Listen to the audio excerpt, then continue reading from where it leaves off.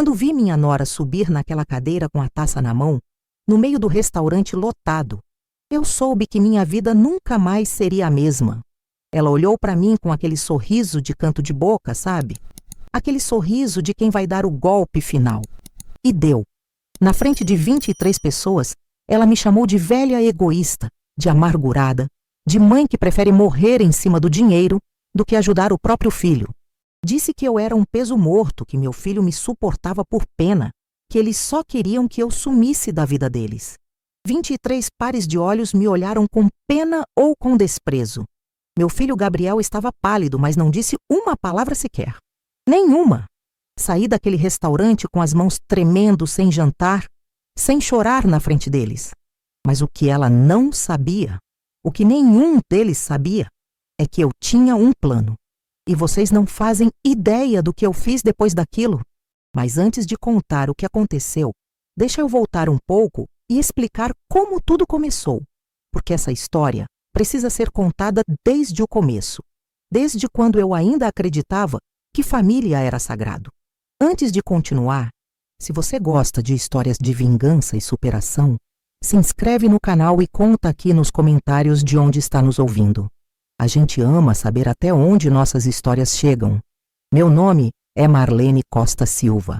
Tenho 78 anos, sou viúva há 18 anos e trabalhei 32 anos como enfermeira em hospital público aqui no Rio de Janeiro. Conheci meu marido Antônio quando eu tinha 21 anos, num baile de carnaval no clube do bairro. Ele era motorista de ônibus, homem trabalhador, de palavra. A gente casou em 1967, numa cerimônia simples na igreja do Meia, com bolo de fubá feito pela minha mãe e vestido emprestado da minha prima. Não tínhamos quase nada, mas tínhamos amor de verdade. Aquele amor que não precisa de palavras para ser sentido. Morei a vida toda no Meia, numa casa simples de 2 quartos que a gente comprou com muito sacrifício. Antônio fazia hora extra, eu pegava plantão de madrugada. A gente juntava moeda por moeda, guardava em lata de biscoito, contava no fim do mês. Foram anos de aperto, mas eram anos felizes, sabe? Daqueles que a gente olha para trás e vê que o sacrifício tinha sentido. Meu filho Gabriel nasceu em 1973, no inverno, num parto difícil que quase me levou. Mas eu lutei para ficar. Lutei para poder criar aquele menino. Ele era minha vida inteira, meu propósito, meu motivo de acordar todo dia às 5 da manhã para pegar 3 ônibus até o hospital. Quando o Gabriel tinha 12 anos, meu Antônio sofreu um infarto fulminante dentro do ônibus, na linha 376, voltando do trabalho. Nem me deu tempo de me despedir. Enterrei meu marido numa terça-feira de chuva e voltei para o plantão na quinta, porque não tinha tempo para luto. Tinha conta para pagar, tinha filho para criar, tinha vida para seguir, mesmo com o coração partido em pedaços. Criei Gabriel sozinha a partir daquele dia. Vendi minhas alianças de ouro, vendi o cordão que tinha ganhado da minha mãe, vendi até a aliança de noivado que o Antônio tinha me dado. Tudo para pagar a faculdade do Gabriel, para ele não precisar trabalhar e estudar ao mesmo tempo como eu tive que fazer. Eu queria que meu filho tivesse o que eu não tive, né? Entende? Queria que ele fosse alguém na vida, que tivesse diploma, que não quebrasse as costas em hospital como eu quebrei. Abri mão de tudo. Não saía, não comprava roupa nova, não tinha lazer. Meu lazer era ver meu filho estudando na mesa da cozinha. Era ver ele passar de ano. Era sonhar com o dia da formatura dele. E o dia chegou. Em 2005, Gabriel se formou em administração. Eu chorei tanto naquele dia que molhei o lenço inteiro. Estava tão orgulhosa, tão feliz, tão realizada. Pensei que todo o sacrifício tinha valido a pena. E por muito tempo valeu, viu? Gabriel conseguiu um emprego bom em empresa de logística, começou a ganhar bem, me ajudava com as contas de casa. A gente tinha uma relação boa, tranquila. Ele me ligava todo dia, almoçava comigo aos domingos, me levava no médico quando eu precisava. Era um bom filho. Era mesmo. Minha rotina era simples, daquelas que a gente se acostuma e nem percebe que está passando. Acordava cedo, fazia meu café com pão e manteiga, sentava na varanda para ver o movimento da rua. Depois ia para a missa das 9, conversava com as amigas na porta da igreja, voltava para casa, fazia almoço, Assistia novela, bordava pano de prato, cuidava das minhas plantas. À tarde ia para a pracinha alimentar os pombos, conversava com Dona Célia, minha vizinha de 30 anos. À noite, janta simples, televisão, reza do terço, cama. Vida de viúva aposentada, sem luxo, sem aventura, mas com paz. E eu gostava dessa paz, sabe? Gostava do silêncio da minha casa, do cheiro de alfazema no armário, do barulho da chaleira no fogão. Não precisava de muito para ser feliz. Nunca precisei. Mas tinha um vazio, não vou mentir. O vazio de não ter uma filha, de não ter uma nora que me fizesse companhia, que dividisse receita comigo, que me desse neto. Gabriel já tinha 33 anos e nunca tinha namorado sério. Eu rezava todo dia para ele encontrar uma moça boa, de família, que cuidasse bem dele, que me desse neto para eu embalar no colo antes de partir desse mundo. E quando Natália apareceu, eu pensei que minhas preces tinham sido atendidas. Como eu estava enganada. Foi num domingo de março de 2015 que Gabriel trouxe ela para almoçar em casa pela primeira vez. Ela chegou de salto alto, roupa de marca, óculos escuros na cabeça, cheirando a perfume caro. Eu tinha feito feijoada, aquela feijoada que o Gabriel adorava desde pequeno, com couve refogada e farofa crocante. Natália comeu meia colher, disse que estava de dieta, que não podia comer carboidrato. Mas sorriu o tempo todo, me chamou de mãezinha, disse que a casa era acolhedora, que queria vir mais vezes. Eu me derreti toda, sabe? Achei ela educada, carinhosa, bonita. Pensei comigo, é essa a mulher que vai me dar neto. Natália Ferreira tinha 34 anos, era formada em publicidade, trabalhava como influenciadora digital. Ela me explicou que trabalhava com Instagram, que tinha 280 mil seguidores, que ganhava dinheiro fazendo propaganda de roupa, maquiagem, produto de beleza. Eu não entendia nada daquilo, mas fingia que entendia para não parecer atrasada. Ela me mostrou o celular, as fotos dela de biquíni, de vestido de festa, em restaurante chique, em viagem para a praia. Tudo muito bonito, muito moderno. Eu pensava, meu filho deu sorte, arrumou uma mulher bonita e bem-sucedida. Nos primeiros meses, Natália foi a nora perfeita. Me ligava toda semana perguntando se eu estava bem, se precisava de alguma coisa. Aparecia em casa com presente.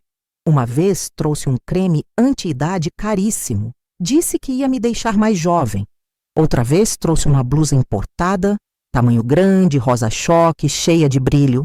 Eu agradeci, guardei no armário e nunca usei, porque não era meu estilo, mas fiquei feliz com a atenção. Ela me chamava de sogra querida. Postava foto comigo no Instagram com legenda fofa. Meus amigos da igreja ficavam admirados.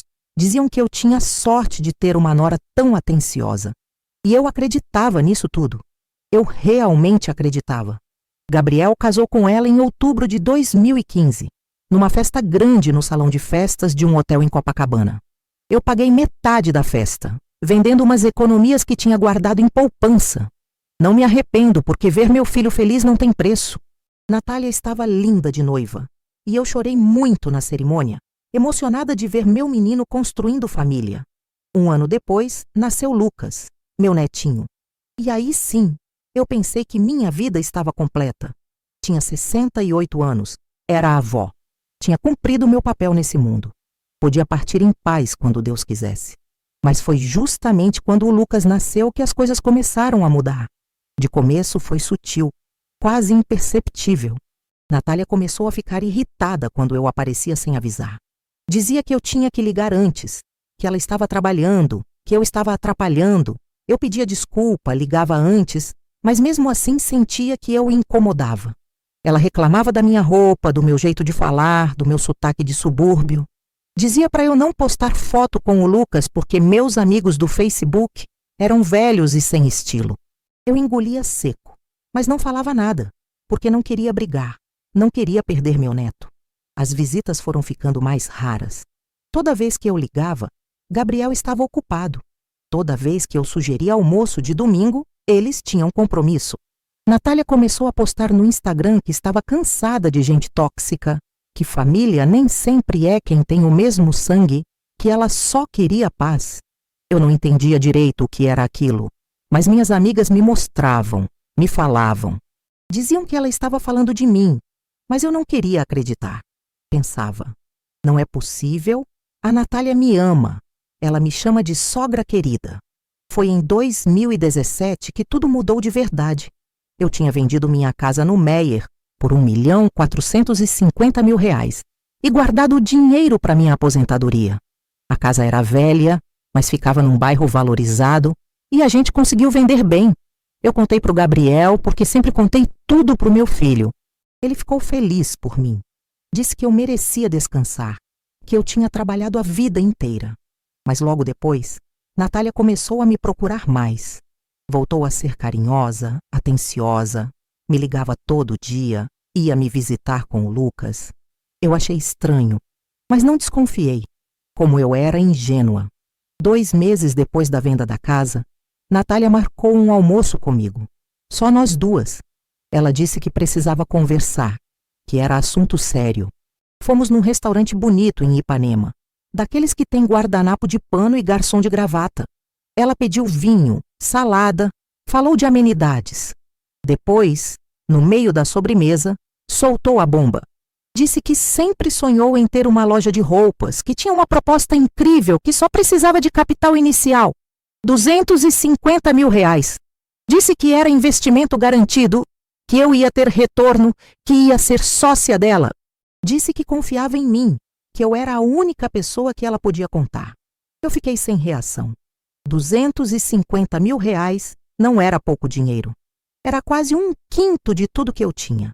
Mas ela estava me olhando com aqueles olhos brilhantes, com aquele sorriso convincente, dizendo que eu ia ganhar dinheiro também, que era para a família, para o futuro do Lucas. Eu disse que precisava pensar. Ela ficou meio chateada, mas disse que entendia, que eu podia levar o tempo que quisesse. Quando cheguei em casa, Gabriel me ligou. Ele estava nervoso, falando rápido, quase gaguejando. Disse que Natália estava muito empolgada com o projeto, que era uma oportunidade única, que eu ia me arrepender se não ajudasse. Disse que ele acreditava nela, que ela era inteligente, que sabia o que estava fazendo. Eu respirei fundo. Meu filho estava pedindo. Meu filho, que eu criei com tanto sacrifício, que eu vendi minhas joias para educar, estava me pedindo. Como eu podia negar? Transferi os R$ 250.000 na semana seguinte. Natália chorou quando viu o comprovante, me abraçou forte. Disse que eu era a melhor sogra do mundo, que ela nunca ia esquecer isso. Postou no Instagram uma foto da gente, com legenda emocionada falando de gratidão e família. Meus amigos comentaram, mandaram coração. Eu estava feliz. Achei que tinha feito a coisa certa, que estava ajudando minha família a crescer.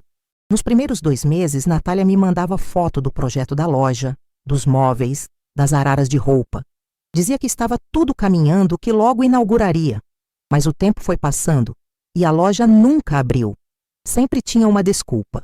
Primeiro era problema com o alvará. Depois era reforma do ponto comercial. Depois era fornecedor que atrasou.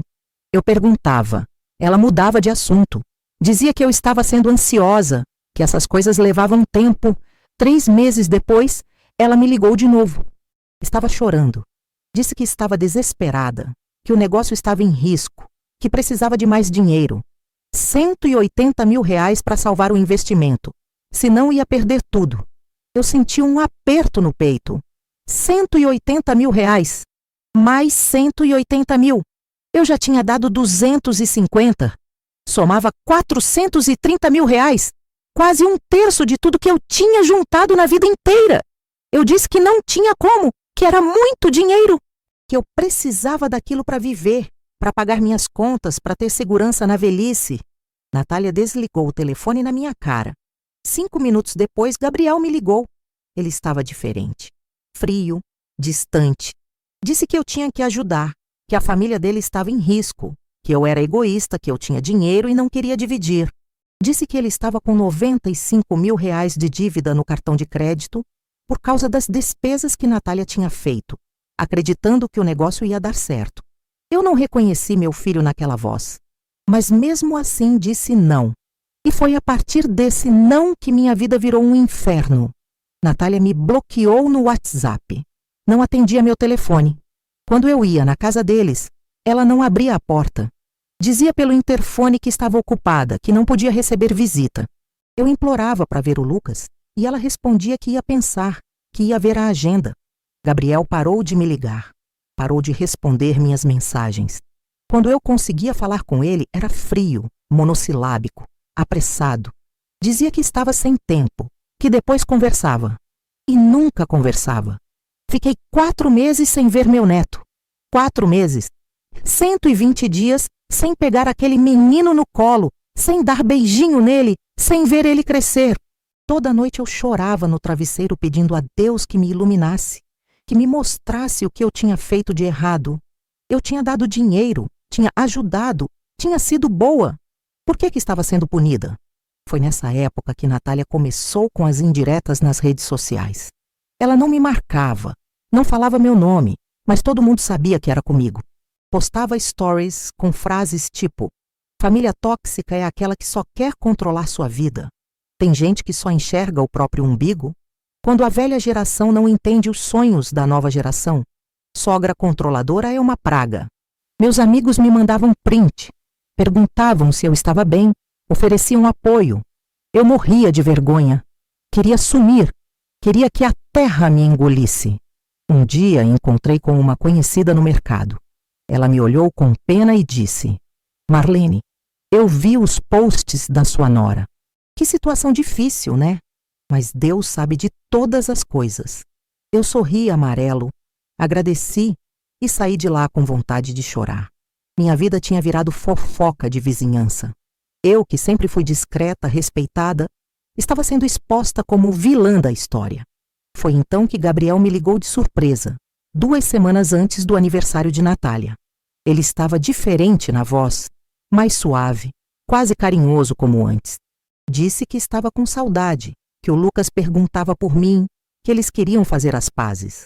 Convidou-me para o aniversário de 35 anos da Natália, que seria no restaurante Tropicália, em Copacabana, num sábado à noite. Disse que seria só família e amigos próximos, coisa íntima. Eu fiquei tão feliz que quase desmaiei. Meu filho estava me chamando de volta. Ia ver meu neto, ia fazer as pazes, ia reconstruir minha família. Comprei um vestido novo, daqueles que a gente vê na vitrine, e sonha, mas nunca compra porque é caro. Gastei R$320. Fui no salão arrumar o cabelo, fazer as unhas. Comprei um presente caro para Natália, um perfume importado de R$700. Eu queria mostrar que não tinha mágoa, que estava disposta a recomeçar, que a amava como filha. Estava tão esperançosa, tão ingênua. Deus me perdoe, mas eu era uma tonta. Cheguei ao restaurante às 8h30 da noite. Gabriel tinha dito que a festa começava às 8, mas eu me atrasei porque o ônibus demorou. Quando entrei, o lugar estava cheio. Tinha mais gente do que eu imaginava. Não era jantar íntimo coisa nenhuma. Tinha umas 23 pessoas ali, talvez mais. Amigos dela, parentes dela, gente que eu nunca tinha visto. A mesa estava decorada com balões dourados, velas, taças de champanhe. Todo mundo estava rindo, conversando alto, celebrando. Procurei Gabriel com os olhos. Ele estava no fundo do salão conversando com uns amigos. Quando me viu, ficou pálido. Não veio me cumprimentar. Só acenou de longe, meio sem graça. Fui até a mesa onde Natália estava sentada. Ela estava linda, de vestido vermelho justo, cabelo solto, maquiagem impecável. Quando me viu, não sorriu. Só levantou a sobrancelha, daquele jeito, sabe? Daquele jeito de quem está pensando: o que você está fazendo aqui? Entreguei o presente. Ela abriu na minha frente, sem cerimônia, olhou o perfume e disse alto para todo mundo ouvir: ai, esse perfume eu já tenho 3. E jogou a caixa em cima da mesa com descaso. Algumas pessoas riram. Eu senti o rosto queimar de vergonha, mas respirei fundo, sorri e disse: feliz aniversário, querida. Ela não respondeu. Sentei numa cadeira no canto, perto da porta. Ninguém veio falar comigo. Fiquei ali, sozinha, vendo todo mundo se divertir, comer, beber, rir. Eu era um móvel, um objeto, uma sombra. Pedi um suco para o garçom e fiquei esperando. Esperando por quê? Eu nem sei. Esperando que alguém me notasse. Esperando que Gabriel viesse conversar comigo. esperando que aquilo tudo fizesse algum sentido. Foi quando Natália levantou da cadeira. Pegou uma taça de champanhe, bateu com a faca na taça para fazer barulho, chamar a atenção. Todo mundo parou de conversar e olhou para ela. Ela estava sorrindo aquele sorriso largo, falso, de quem vai dar um show. Subiu em cima da cadeira, equilibrando-se com o salto alto, segurando a taça. E começou a falar. Gente, eu queria agradecer a presença de todos vocês aqui hoje. 35 anos é uma idade muito especial, né? A gente para refletir sobre a vida, sobre as escolhas que fez, sobre as pessoas que estão do nosso lado. Ela fez uma pausa dramática, bebeu um gole do champanhe, olhou ao redor. E eu aprendi uma coisa muito importante nesses últimos anos. A gente tem que se afastar de gente tóxica, de gente que só quer sugar a energia da gente, que só quer atrapalhar os nossos sonhos, que finge que ama, mas na verdade só quer controlar. Senti um frio na espinha. Olhei para Gabriel. Ele estava olhando para o chão, os ombros tensos, os punhos fechados. Não me defendeu. Não disse nada. Natália continuou. Olha, tem gente aqui que apareceu sem ser convidada. Gente que a gente só chamou por educação, mas que no fundo a gente queria que ficasse bem longe. E sabe quem é essa pessoa? Ela apontou para mim. Apontou mesmo com o dedo na frente de todo mundo. É você, Marlene. Você é a sogra egoísta que prefere morrer em cima do dinheiro do que ajudar o próprio filho. Você é uma velha amargurada que nunca vai conhecer a felicidade porque só pensa em você. O silêncio que caiu naquele lugar foi ensurdecedor. 23 pares de olhos viraram para mim. Alguns arregalados de choque. Outros cheios de pena. Outros cheios de desprezo. Eu estava congelada. Não conseguia me mexer. Não conseguia respirar. Era como se tivessem arrancado meu coração do peito e jogado no chão para todo mundo pisar. Natália não parou. Ela estava possuída, estava se deliciando com aquilo. Sabe por que você não vê o Lucas? Porque a gente não quer. Sabe por que a gente não te liga? Porque a gente não aguenta mais você.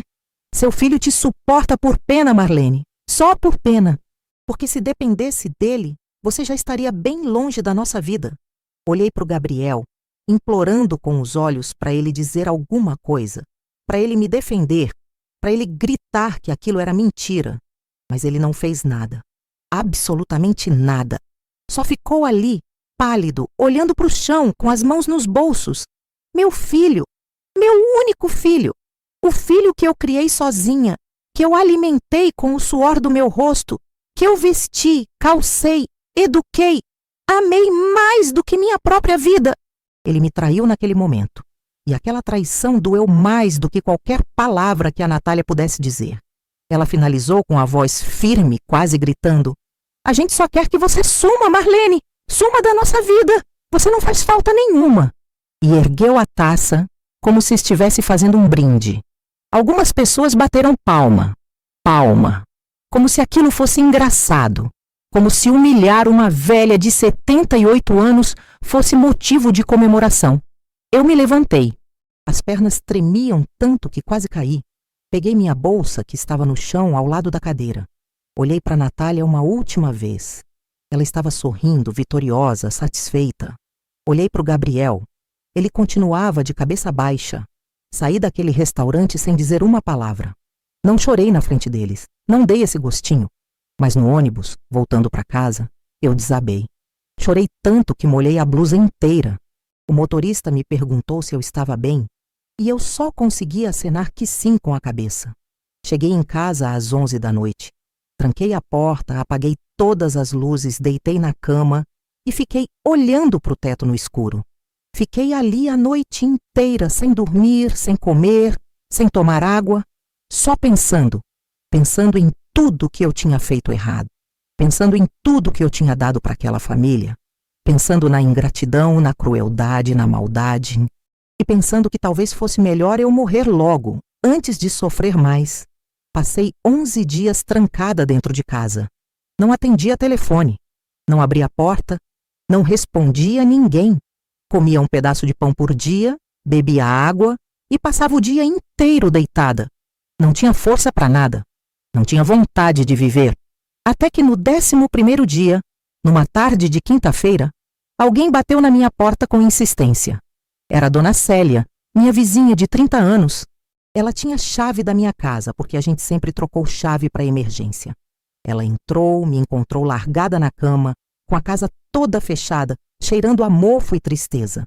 Dona Célia sentou na beirada da cama, pegou minha mão e disse: Marlene, eu não sei o que aconteceu, mas eu sei que você não merece isso.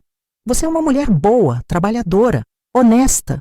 E quem se cala quando deveria gritar, acaba gritando quando deveria estar em paz. Reage enquanto é tempo. Não deixa eles te destruírem assim. Aquelas palavras caíram na minha alma como água no deserto. Dona Célia tinha razão. Eu precisava reagir. Não podia morrer assim, humilhada, vencida, destruída. Tinha que fazer alguma coisa. Levantei da cama no dia seguinte. Tomei banho, me arrumei, saí de casa. Fui até o centro da cidade e procurei um detetive particular. Eu tinha visto num anúncio de jornal daqueles classificados antigos que ainda vendem em banca. O escritório ficava num prédio velho na Avenida Rio Branco, 3º andar, sala 308. O detetive se chamava Seu Mário, um senhor de uns 60 anos, bigode grisalho, óculos de grau grosso.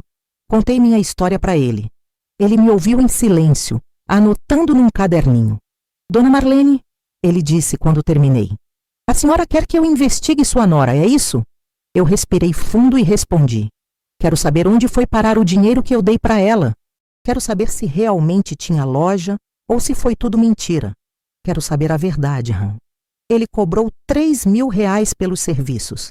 Eu paguei na hora, em dinheiro, e esperei.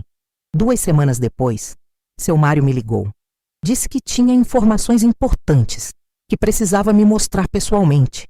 Marcamos num café perto da Central do Brasil. Ele chegou com uma pasta marrom cheia de papéis, fotos, documentos. Abriu na minha frente e começou a explicar. Natália nunca teve loja nenhuma. Nunca alugou ponto comercial. Nunca comprou mercadoria. Nunca fez nada relacionado a negócio. Os R$250.000 que eu dei para ela foram gastos em procedimentos estéticos. Harmonização facial, preenchimento labial, botox, lipo HD, implante capilar. Tudo registrado, tudo comprovado. Fotos dela saindo da clínica, notas fiscais, comprovantes de pagamento. Além disso, ela tinha comprado roupas de grife, bolsas importadas, viajado para Dubai com as amigas, tudo registrado no Instagram dela, como se fosse trabalho, como se fosse publicidade paga. Mas era mentira. Era tudo mentira. Ela usou meu dinheiro para bancar a vida de luxo que ela vendia na internet. E tinha mais. Seu Mário mostrou fotos de Natália com um homem. Não era Gabriel. Era um rapaz mais novo, corpo definido, tatuagem no braço. Eles estavam se beijando na porta de um motel em Campo Grande. Outras fotos mostravam os dois entrando em academia juntos, saindo de restaurante, abraçados. O nome dele era Ricardo, personal trainer, 31 anos. E segundo a investigação, eles tinham caso há 2 anos. 2 anos? Meu coração disparou. As mãos começaram a tremer de novo, mas dessa vez não era de tristeza, era de raiva. Uma raiva fria, calculada, perigosa. Seu Mário continuou. Dona Marlene, tem mais uma coisa. Eu consegui acesso a algumas conversas pelo celular de uma amiga dela que colaborou com a investigação. Ele me mostrou prints de conversa no WhatsApp. Natália falando com uma amiga dizendo: mal posso esperar a velha morrer logo pra gente ficar com o resto da herança. Gabriel é frouxo, mas é controlável. Assim que ela bater as botas, eu me separo dele e fico com a grana toda. Li aquilo e senti um gelo percorrer minha espinha. Ela estava esperando eu morrer. Estava planejando o meu fim. E meu filho, meu Gabriel, era chamado de frouxo, de controlável. Eu tinha criado um homem sem espinha dorsal. E isso doeu mais do que qualquer traição. Paguei seu Mário, agradeci, guardei tudo numa pasta que levei para casa. Passei a noite inteira olhando aqueles documentos, aquelas fotos, aquelas conversas. E foi ali que decidi. Eu ia me vingar. Mas não com escândalo, não com briga. Ia fazer do jeito certo, do jeito inteligente, do jeito que eles nunca esperariam. O que ninguém sabia, nem Gabriel, nem Natália, nem ninguém, É que eu tinha guardado um segredo. Minha irmã Zélia tinha morrido 3 anos antes, em 2014. Ela nunca casou, nunca teve filhos, morou a vida toda sozinha. Quando ela morreu, deixou para mim R$890 mil investidos em CDBs, guardados em banco no nome dela, com usufruto vitalício para mim. Ninguém sabia disso. Eu nunca contei para Gabriel porque minha irmã sempre disse: Marlene, esse dinheiro é só seu. Não conta para ninguém. É seu seguro contra a solidão. E eu obedeci. Então, na verdade, eu não tinha apenas R$1.450.000 da venda da casa. Eu tinha R$2.140.000. Continuei vivendo minha vida normalmente. Não procurei Gabriel, não procurei Natália, não mandei mensagem, não liguei. Fiquei em silêncio absoluto, esperando. E o silêncio é a arma mais poderosa que existe, porque a gente nunca sabe o que a pessoa está pensando, o que a pessoa está planejando, o que a pessoa sabe. E eles começaram a ficar inquietos. 8 meses se passaram desde aquela noite no restaurante. 8 meses de silêncio da minha parte. Até que numa manhã de abril, meu telefone tocou. Era Gabriel. Ele estava chorando. Chorando feito criança.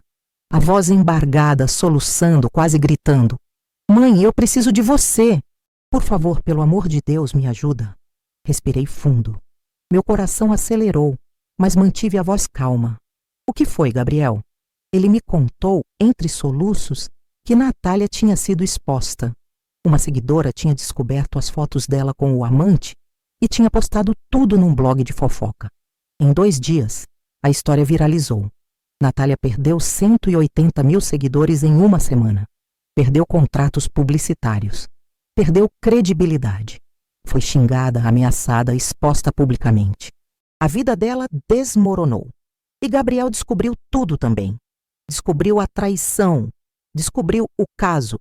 Descobriu que ela tinha usado meu dinheiro para bancar a vida de luxo dela, enquanto ele se afundava em dívidas. Ele tinha agora R$142 mil de dívida no cartão de crédito. Estava desempregado, estava destruído e estava implorando minha ajuda. Mãe, eu sei que eu errei. Eu sei que fui um filho horrível. Eu sei que te tratei mal, que deixei ela te humilhar, mas eu tô desesperado. Eu não sei o que fazer. Me ajuda, por favor. Só você pode me ajudar. A voz dele estava quebrada. Era o mesmo tom de voz de quando ele era criança e tinha medo do escuro. Eu poderia ter cedido. Poderia ter corrido para abraçar meu filho, para dizer que estava tudo bem, que eu perdoava, que mãe sempre perdoa. Mas eu não fiz isso, porque eu tinha aprendido que perdão sem consequência não ensina nada. E meu filho precisava aprender. Gabriel, eu disse com voz firme, a gente precisa conversar. Você, eu e a Natália. Pessoalmente. Ele concordou na hora. Marcamos no mesmo restaurante, o Tropicália. A mesma mesa onde eu tinha sido humilhada. Porque eu queria que eles sentissem o peso daquele lugar. Cheguei 15 minutos antes. Sentei na mesma mesa, no mesmo lugar onde eu estava naquela noite maldita. Pedi um suco de laranja e esperei. Gabriel chegou primeiro. Ele estava irreconhecível. Tinha emagrecido uns 10 quilos, o rosto chupado, olheiras fundas, barba por fazer, roupa amassada. Parecia um mendigo. Sentou na minha frente e começou a chorar de novo. Mãe, me desculpa. Me desculpa por tudo. Natália chegou 5 minutos depois. Ela também estava diferente. Sem maquiagem, cabelo preso num coque desleixado, óculos escuros mesmo dentro do restaurante, roupa simples, sem brilho. Sentou ao lado do Gabriel sem olhar para mim. Ficou ali, de cabeça baixa, mexendo no celular. Esperei alguns segundos em silêncio. Deixei o desconforto pairar no ar. Então abri minha bolsa e tirei a pasta que seu Mário tinha me dado. Coloquei em cima da mesa, bem devagar, com calma. Os dois olharam para a pasta, mas não disseram nada. Antes da gente conversar, eu comecei com a voz tranquila, sem raiva. Eu quero mostrar uma coisa para vocês. Abri a pasta e comecei a colocar as fotos na mesa, uma por uma. Natália na clínica de estética. Natália em Dubai. Natália na loja de roupa de grife. Natália beijando Ricardo. Natália entrando no motel. Gabriel olhava as fotos como se estivesse vendo um fantasma. Natália começou a tremer. Vocês acham que eu sou idiota? Perguntei, olhando nos olhos dela. Vocês acham que eu ia ficar de braços cruzados depois de tudo que vocês fizeram comigo? Natália tentou falar alguma coisa, mas eu levantei a mão pedindo silêncio. Não. Agora quem fala sou eu. Vocês dois tiveram meses para falar. Agora é minha vez.